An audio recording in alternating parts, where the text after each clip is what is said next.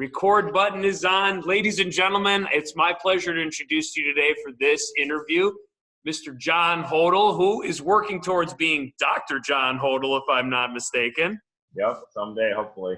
And John here, though, is a former Sandberg grad, and he actually reached out to us. He was kind enough to share his time with us today just to talk about where he's been, what he's doing in the world of chemistry and science, and also some great tips that might help you along your journey if you think college or even grad school, college after college, if you want to look at it that way, that might help the system. So, John, thanks so much for being here with us. Yeah, thanks so much for having me. And if you don't mind, could you kind of take us a little bit through the journey? You were in high school at Sandberg here, and then how'd you end up at this great place we call Purdue in Indiana? So I graduated Carl Sandberg in 2013. And while I was at Carl Sandberg High School, I was a volleyball player, and I was actually really committed to playing on the volleyball team. I really wanted to play in college. I did a ton of travel in the off season, and I ended up earning myself a spot on the Lewisman's volleyball team in Romeoville, Illinois. So I didn't really know too much about college programs in terms of the curriculum, but I assumed, I think in my mind, that every school does it the same. There's like a standard of, different programs and stuff, and it does vary slightly in some areas, and then in other areas it varies drastically. So I got a spot on the Lewisman volleyball team, so I ended up going there, and at the same time I was doing chemistry for my major. I was doing research, I was teaching, I was not sleeping, but at the same time, I really enjoyed it, loved it. And when I got to the end of my bachelor's degree, I figured that I'd do the PhD. And so here I am, I'm in my fourth year of the PhD program at Purdue University. I am a cleared PhD candidate. So what that means is after you pass your preliminary exam, which is about in your third year of your PhD, they grant you something called candidacy, which basically means you're like a tenured grad student. So they're not going to kick you out unless you're do something really bad or you're really stupid. But the hard part's usually over at that point, and at this point, it's kind of wrapping up work, making sure that you cross all your T's, dot all your I's before you graduate in your fifth year and then start looking for some jobs. So, John, when you talk about, for our students out there, you get your bachelor's degree, and then from there, going to grad school, you can either go towards your master's or even higher as your PhD. What does it take in order to get a PhD in, like, say, chemistry? Is that something where you have to do research and papers? You have to teach classes? What does that kind of look like? Yeah, so when you're, I guess a better background answer would be when you're in your bachelor's, you're taking courses for credit, and you're kind of still learning the fundamentals of chemistry. When you go for an advanced degree, whether it be master's or PhD, you're trying to kind of push the boundaries of what's already learned. So that's what research actually is kind of learning or pushing the boundaries of what actually has been done, and providing new science and new areas of exploration. In order to go from a bachelor's to an advanced degree, whether it be, say, master's or PhD, there's a couple of options you have when you're making that decision. First off, the PhD, I think Dr. Overts discussed it previously in another video, is it's a paid stipend. So they're paying you to come in and do research for the university as you get your degree. And you still do take courses, but usually you're only taking maybe 6 courses max. And they're usually highly specialized courses in what you're doing to give you kind of the more advanced skills to perform your research. Also, you'll be teaching.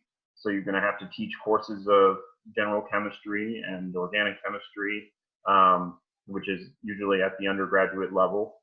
But you're primarily being a researcher. Now, if you want to do a master's, which is By the way, a PhD afterwards is usually about 5 years additional after the bachelor's. If you want to do a master's, which is only roughly 2 years after the bachelor's, that is not paid for. So it gave me a lot of incentive to get something that was paid for because I didn't want to keep paying for college. Yeah. So that was pretty much my motivation of doing the PhD versus the master's. But with that being said, getting into a PhD program is a lot more difficult. Anything that's usually paid for versus you paying is a lot more difficult to get into. So you have to take something called the GRE, or Graduate Records Examination. And a lot of programs require it. It's kind of like an advanced ACT or SAT, where you have to clear that test in order to get into the program. And then once you're in the program, they usually have you take entrance exams. Some schools have cumulative exams, like Purdue does, where there's like 5 exams that you need to pass and so much time. And other ones have specialty placement exams that allow you to say, hey, I'm not really good at this specific subject. I need to go back up and brush up on this before I can proceed for the rest of my PhD. Wow. All right. Thank you. That was great to kind of see the steps. I don't know if students, they hear these terms, but sometimes they don't know like how long it takes and what the opportunities. So to get your PhD, you're doing research. And I think that's a great segue into what is it you're doing right now that eventually will lead you to getting some of your research published out there and eventually get your PhD. Yeah, so to answer that question, I think it's important to note that there's many disciplines of chemistry, and a lot of subcategories that you can go into after your bachelor's. The bachelor's is kind of giving you that initial taste of all the different places or categories in chemistry. So usually come in, you take general chemistry, that's just kind of brushing up on introductory chemistry. But then there's different chemistries within chemistry. So you can do organic chemistry, which is a lot of like, you're dealing with carbon or you're making molecules. You're doing synthetic chemistry. That all falls under organic chemistry. And then there's also inorganic chemistry when you're dealing with like metals, or even subcategories of catalysis go into inorganic chemistry. You could do analytical. How do we actually know what our chemistry is doing? We need to be able to analyze it or characterize it. So that's analytical chemistry. You could do P-chemistry. You could design models that better predict how our chemistry works, or can explain certain phenomena that we're consistently seeing. And then there's also materials chemistry. So things like polymers, or zeolites or perovskites, or nanoparticles that have unique properties, and we want to study these properties to get ultimate effects of what they can do for us in terms of application space. So there's a lot of different disciplines. Oh, and another one is biochemistry. So it's kind of how do we create drugs that can go into the body, and will they have other effects on the body? It's kind of tying organic chemistry into it, but at the same time, you need to know your bio. So it's like all these different disciplines of chemistry that you can potentially go in and sort of become more of a specialist on. So I specifically chose the field of materials chemistry. I really enjoyed the fact of always having an end application. So whether it's an industry creating a final product that they can market or sell, I always wanted to be the guy who could work on those applications and really know everything down to like the molecular level, literally. But so I'm working on a bunch of projects that fall under 2 categories. But again, it's kind of just diving into subcategories again. You'll notice a lot in academia, the further you go, the less you know, is what people typically say. Is it's kind of like a hierarchy, is like once you get to the top, you know a lot about a little. So I'm in the realm of materials and polymers, and basically what I'm doing is I'm designing interior sensors to detect gases that could potentially be toxic or deleterious to humans in interior spaces. So things like excess CO2 or carbon monoxide or formaldehyde or xylene or toluene or benzene. A lot of these materials are in actually the coatings and stuff that's actually in our house, or polishes on wood, that over time can actually leach out of the materials, and you can be breathing those materials in. So it's important that you have a sensor that you can monitor those specific things. Another one is flammable refrigerants. So a lot of flammable refrigerants are used in cooling or AC units. Well, you have a leak, that's flammable. And if someone lights a match and everybody goes boom, it's not a safe condition for people to live in. So that's sort of one space of my work. And mainly with that being said, I can actually share what the sensor actually looks like. Cool. And how we actually approach these problems. So with like my carbon monoxide detector in my house, someone had to figure out a specific material that would be allowed to somehow let it know that it's there, that it exists. Right. And actually, there's a lot of research still going on in that area, because there's a lot of interference with other gases or analytes that could actually be present. And though the sensor is picking up carbon monoxide, it could give false positive readings with other analytes that could be present. So it's important to design a sensor that not only can detect your analyte, but is selective to the analyte. So that's kind of the area of work that I'm working on. Is you have these things called resonant mass sensors, and what's really cool is they're solely based on mass changes. So when something absorbs down to the surface of the resonator, it changes the mass on the surface of the resonator, and it can pick up said mass and give a response. So what's really cool about that is these things are only maybe the size of 1 or 2 millimeters, and you can control the surface chemistry on each of the resonators that allows you to interact with a said analyte in the interior space.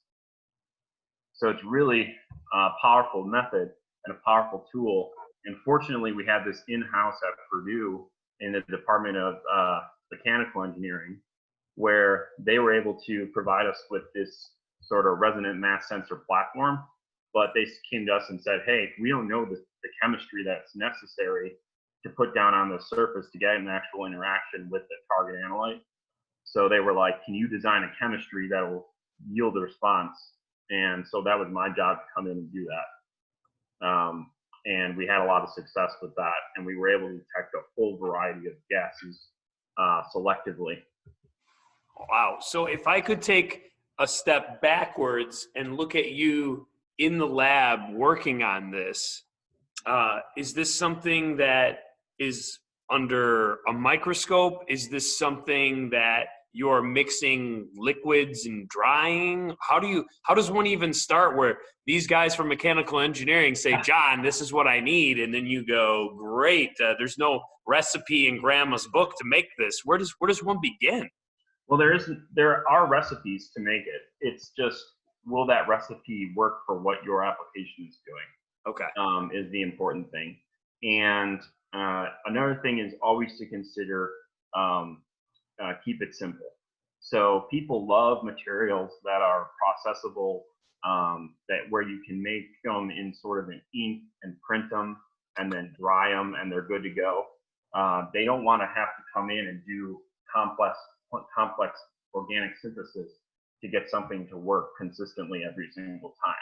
They're looking for something that's quick and easy that they can put down and gives them reliable results every single time. So it's kind of keeping those two things in mind when you go in there. Again, there's a lot of chemical intuition that goes into it that you gain over the course of your bachelor's and your PhD that allows you to go in and fulfill that application space. Wow. So you saying like trying to keep it simple, even though you're technically a chemist, that sounded like engineering though. The fact that you're trying to solve a problem and keep it simple at the same time. Yeah. So even though I'm technically getting a PhD in chemistry, the group I'm in is a chemical engineering group. And my professor has an appointment on the Department of Chemistry where he can pull graduate students over to work over in chemical engineering. And me being at Purdue, I was like, well, Purdue's got a really nice engineering program. I'm sure could learn a lot over there. And what makes Purdue really great in terms of their engineering programs is they are very interdisciplined. So I felt like I could learn a whole lot more working with some engineers and expanding my skills versus becoming sort of very narrow in my approach. It's a great point. I was reading a book called Range, and it talks about that bringing people from different disciplines together sometimes creates some of the best output because, as you said, you get so narrow-minded, not on purpose, but you focus so much that it's sometimes hard to see other outside ideas. So that's great that you have that opportunity. Do you feel like interdisciplinary interaction is something like that Purdue is exceptionally good at, or do you think a lot of other universities try to do that as well? Or maybe you don't know that answer. I can't really speak for other universities, but Purdue specifically does. The only thing I must say is, like, you won't go too drastically out of your discipline. It's not like I went in there and physically worked on these sensors, designing the boards and everything. That was somebody else's PhD from mechanical engineering. Sure. And you reference them and you give them credit, obviously. But it's that group that's working with me to kind of meld the two together. And more gets accomplished. More will always get accomplished when you have more people, right? Than you trying to figure it out all by yourself. You may know a lot about one thing, but until you get the perspective of somebody who's in a completely different discipline, I think you can't really grow as much. No, well said. That's great. So if we could be a fly on a wall, hopefully flies survive in your lab. What is it? I think students trying to put themselves in your shoes. What does a day at the lab look like to you? Are you on computers? Are you on instruments? I had the pleasure of getting to watch your lab group's YouTube kind of tour of the different things. But for your day, what does it look like for you? Yeah, so typically, I'm going to talk, I guess, in terms of pre-COVID, what it existed like. But mainly it was, you get into the lab around 8 or 9 in the morning, which some people get in earlier, some people get in later. It depends on your group dynamic and the culture of the lab. But in our lab, that's usually when people start turning in. Everyone has different ways of approaching their workload. Mine is, I usually sit on the computer for about an hour and a half to 2 hours and just read about the chemistry that's happening out there, trying to learn more, trying to brush up on my fundamentals still. There's always something I don't know, and I'm trying to continuously try to learn. Then I usually go to our lab. Our lab's located on the second story, so it's a little bit further from the office. I walk upstairs, and usually I have a plan in terms of what syntheses I want to approach for the day. And I go in the lab and I try them. A lot of the stuff I'm doing is process chemistry, so I'm trying to get it dissolved into an ink solution, get it maybe deposited on a surface a certain way. And then the other side of it is like the old school synthesis, where I have to go in with my reaction flask, set up a reaction, see how long it's supposed to go, and then work up the reaction and get a product. After you get your product, whatever that product may be, you usually go over and characterize product in different buildings across campus. Some of them are located in-house, but others you got to go out and bring up the big guns or big toys. When you mean characterize, what exactly are you meaning? Yeah, so by characterize, it's the way of telling you what you got. So you could say, I went into the lab and made this. How do you really know you made it? Yeah. And usually you're using tools like spectroscopy, which is using light to determine what you have. Another one is you're using magnetism. So you go in and you use something called a nuclear magnetic resonance, which is a fancy term for saying it's like when you go and take an MRI of yourself. It's like taking an MRI of a molecule. And you're basically vibrating the molecule and knocking it off axis with a magnet, and you're measuring the time it takes for it to come back into its original plane. what that allows you to do is it allows you to tell how the molecules or atoms in the molecule see each other. And it's a really neat way. Another one is mass spectroscopy, where they shoot up like a high power photon at a molecule and shatter it into a million pieces. And then you could tell by the mass pieces, if you weigh them all together, that they're going to have some mass. So it's going to tell you what you originally had. And, law of conservation of matter, right? It's whether you have pieces or one big piece, it all weighs the same. So it's really fascinating stuff. And there's, people have really had some great ingenuity in terms of how to characterize and how to actually figure out what you have throughout history. And I think people sometimes take it for granted, like how smart some of these people were in terms of figuring out how to know what they had consistently. Yeah. So you went and you characterized, and say you cooked up a solution that you're eventually going to make into an ink. You've got it. You're good. You're feeling confident that what you made is really what you have. Then what's the next step from there? Then usually we're ready to process it and get more into like the actual sensor tests themselves. So I'll usually meet up with a mechanical engineer and I'll say I want to run a test. And he'll tell me, okay, here's your board of resonators. I want you to deposit so much material on the surface. So the fortunate thing is, because I did my preliminary research, is I made a solution that was drop test processable. So you can just literally take a pipette, pick it up and put it on the surface and dry, and you're done. Keep it simple. But other chemistries require all different kinds of deposition methods. There's ways you can heat things up past their boiling points and they evaporate, and then they go and they deposit on the surface when they cool down and condense. You can also do things like spin coating, where you're basically spinning this thing and then you drop something on, and because it spins, it keeps a nice uniform surface film on your device. So it's really neat. There's all different kinds of methods, and I think the engineers got all the fun toys, so you get to go in and use them all, and it's been a blast. Very cool. And so your research officially will be on that eventually the main goal is to further this, allow for these eventual application of some type of detector. And then when you publish eventually, that allows you to, without saying it too overly complex, gives you the credibility to get that PhD? Yeah. So you basically combine your work into one big thesis. And so what I would do is take my work that I probably published. I already have my work published.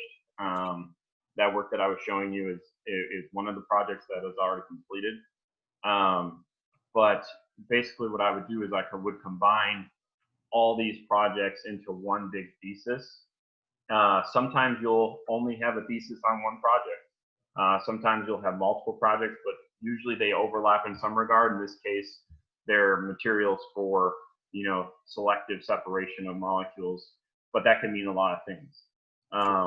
So another project that I'm working on, right, is making a selective polymeric membrane in the aqueous phase to basically take out water toxins. And there's all different kinds of applications in that area.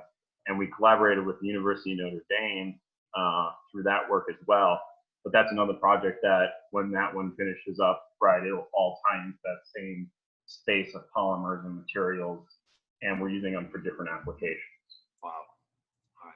Well, thank you for taking us through kind of the day in that. And I think it just really brings to life, like, what would I look like if I was in that position? So if I could ask you then, because I want to be wary of your time too, you're a busy man, but as far as like suggestions, tips, anything like that for our students, are there any things you're like, man, I wish I would have known that, or, oh, I am glad I know this? Well, I think the main thing is, if you're in high school chemistry now, get more involved, I think, outside of the classroom too, in applying what chemistry you know. It doesn't hurt to have your own like projects at home, as long as they're safe. Yeah. to learn a little bit more about chemistry and get more application practicality. I think that's something that I wish I did more of. I know sometimes high school, especially, you're taking so many classes and you have so much stuff going on. But as you get higher in the education level, especially when you hit your PhD, this is the only thing you're doing. So your whole day is focused on completion of the project. Versus before in high school or even undergrad, you have to take a variety of courses. So I think in terms of if you're sitting there now and as a high schooler, take advantage of, whatever it may be. It may not be chemistry, right? It could be maybe you're a fan of biology or you're a fan of some other STEM related field. Take advantage of the resources that you have and try to learn as much as you can every day and just try to really just build up a good foundation. Because in terms of your bachelor's, what you really want to do is you want to be able to get through your bachelor's efficiently. And there's always going to be subjects that are more difficult than others for you. And that could be partly because you're not good at them, or it could be partly you're not really interested. For me, I didn't really care much for bio. Surprisingly, I lived with two people who are biochemists who know all about peptide design and protein, design, and I don't know anything they're talking about. It sounds cool. But you got to find really what's working for you, and get through all those other classes and courses. That you are a struggle. Don't feel bad asking for help. I had to get tutored in calculus because I was not very good at calculus. But I feel fine admitting that. I think if I didn't get that help, I wouldn't be able to solve certain calculus problems later on that helped me later in my career. But I think in your bachelor's, try to get good grades. I think if you're looking in terms of getting into graduate school, they usually look above a 3.3. And that depends on what graduate school you want to go into. I guess one thing I didn't mention is there's different tiers of graduate school. Okay. So there are universities that range from R1 to R3. What R1 means research one, where their top priority is performing research. And the professors that are there want to publish and do research and contribute to science. And so Purdue University would be an example of like an R1 school. Usually most Big Ten schools are R1s. If you're thinking about R2, it's kind of like we kind of do some research, but we also focus a lot on teaching. A school like that would be like, for example, like Ball State is one of those sort of tweener schools where they do some research and they also do a lot of teaching focus. Butler's another one. And then there's also R3 schools, which are more like my undergrad, Lewis University, which is more like they're completely teaching focused. It's not that I didn't get the opportunity to do research. It's just they don't have as many resources in terms of the research area. They're more focused on how well can we teach you this subject area. So you'll learn a ton, but just realize that when you're prepping for the next stage, you may not get the same, you may not look the same, I guess is a better term, to those graduate schools. So they might go, hey, this person came from an R1, had great grades, had research experience. We're going to value that higher than somebody who had great grades, research experience, in an R3. I didn't know that. Honestly, I was in undergrad. I thought all schools were treated equal. But honestly, certain schools won't take people from certain other schools. So there's a lot of stuff that goes into it. But the best advice I could give you in that area is just control what you can control. Once you made the choice on what school you want to go in there and, try your best and really earn that degree. And it will set you up good for opportunities later on. I thought another thing is if you're not a good test taker, but you're great in your subject area. For me, I wasn't a very good ACT test taker. But what I believed is, a GRE is not going to stop me from getting into graduate school. So I studied, I think it was like 6 to 8 months prior to the test. and I actually stuck to it. And I think that was one of the rare times where I stuck to studying for so long for one certain thing. And I ended up getting a great score out of it. And it was like that final payoff, like, yes, did it.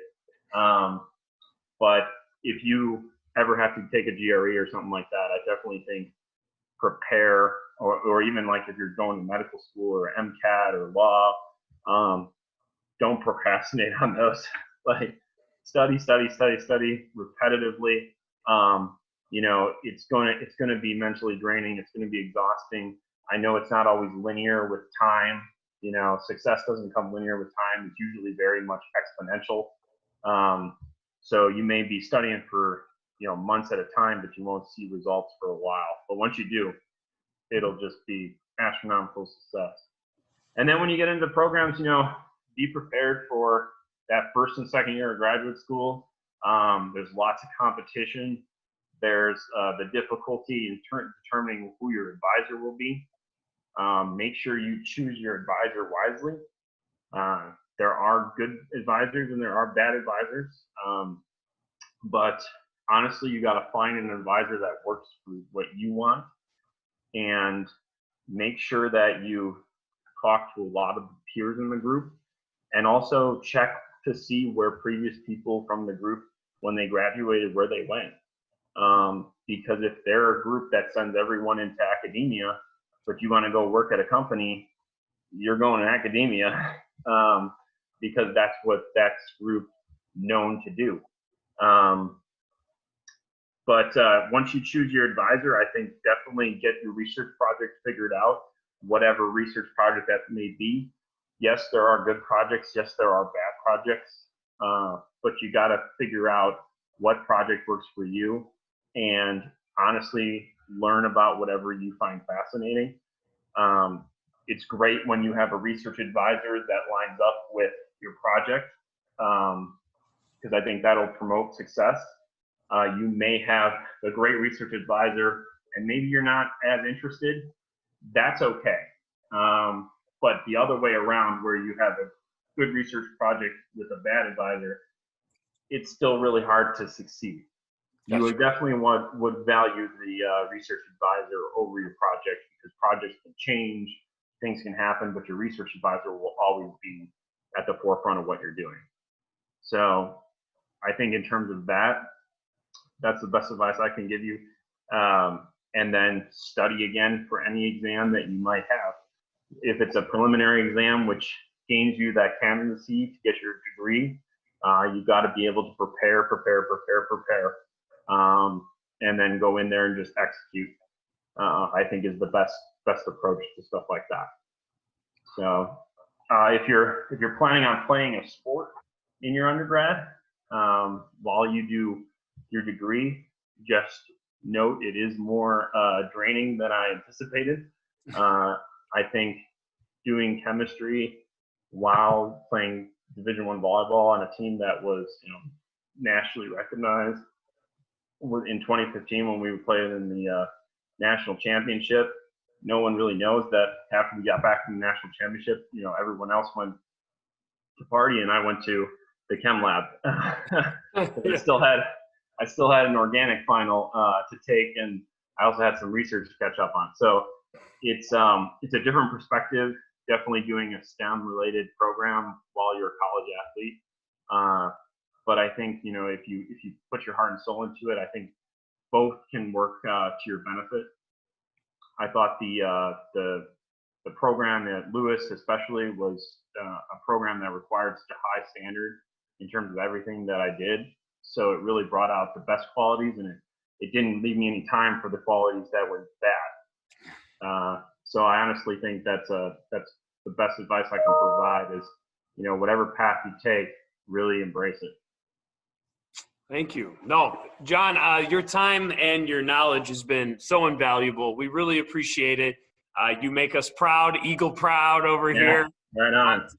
But I really appreciate it, and I think others hearing this can gain so much just from understanding the process of going through college, and also a lot of great tips, but also the cool world of chemistry and how many different angles there are, and how you enjoy looking at it through what can I do that it can eventually, I can see it produced and changing the world. And I think that's a great way for people to think, what is it in the end that will make me feel rewarded for my work? So again, we just want to really thank you for your time. And I think you've inspired some future chemists from this. So thanks, man. I hope so. I hope to hear a lot of publications in the future. Hamburg alumni. Well, thank you again. I'm going to hit the unrecord button at this time.